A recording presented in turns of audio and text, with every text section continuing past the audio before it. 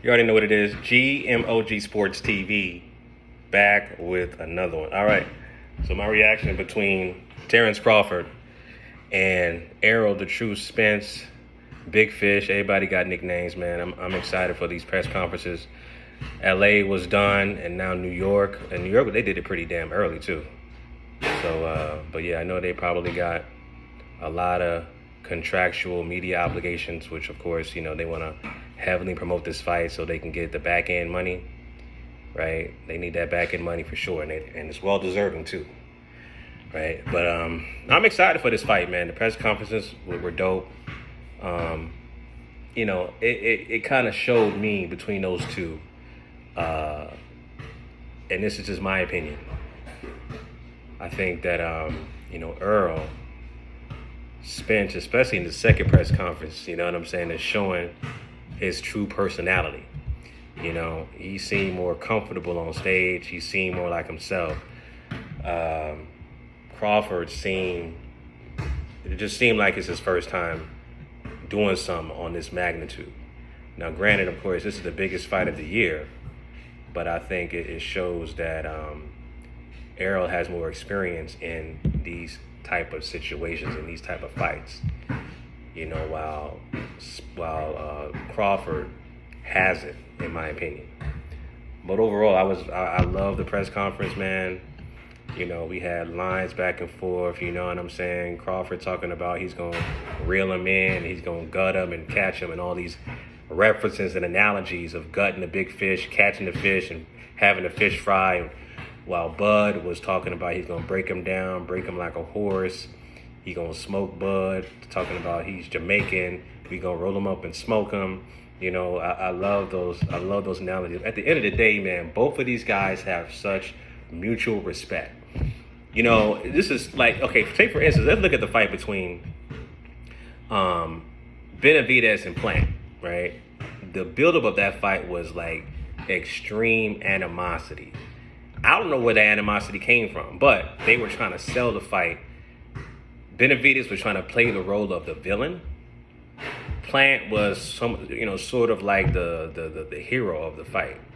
But there was bad blood from the press conference, you know what I'm saying, during the fight, right? And then post-fight, we knew that it was just a play to sell the fight.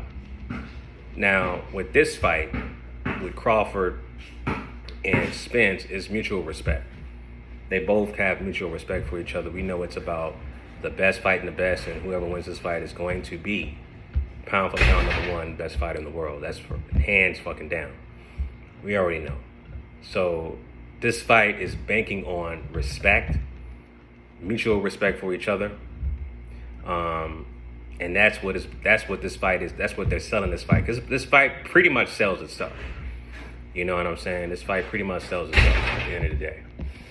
But, you know, like I said, I'm looking forward to both fighters coming together, to up-and-coming interviews and promos and you know, all the segments they're going to do on Showtime and the weigh-in and all. I'm looking forward to all that stuff. It's going to be very exciting, very entertaining. And, yeah, this is a true fight that boxing fans need to watch.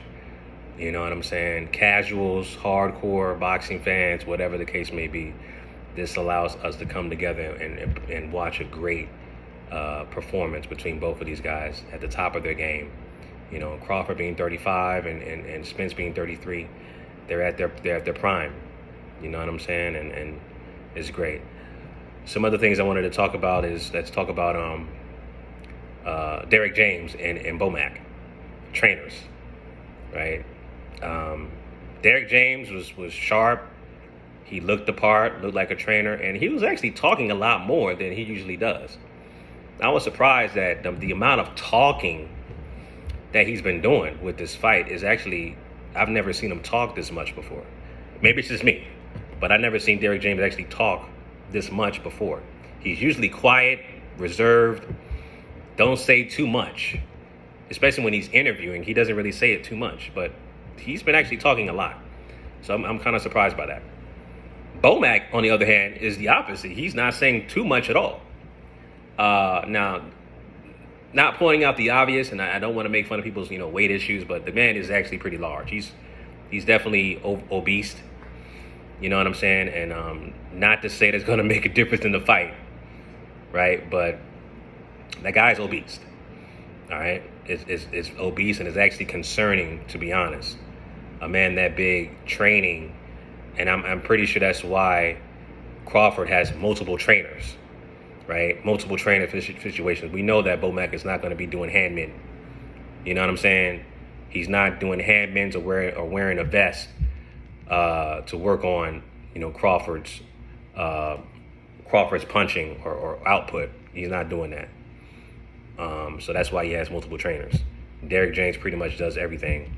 He's one-on-one. So anyway, outside of that, man, besides the trainers, the LA press conference, the New York press conference, they were both very intriguing, to say the least. And like I said, I'm looking forward to watching the fight on July 29th. You know what I'm saying? So those are my thoughts on that, family. Leave your comments down below.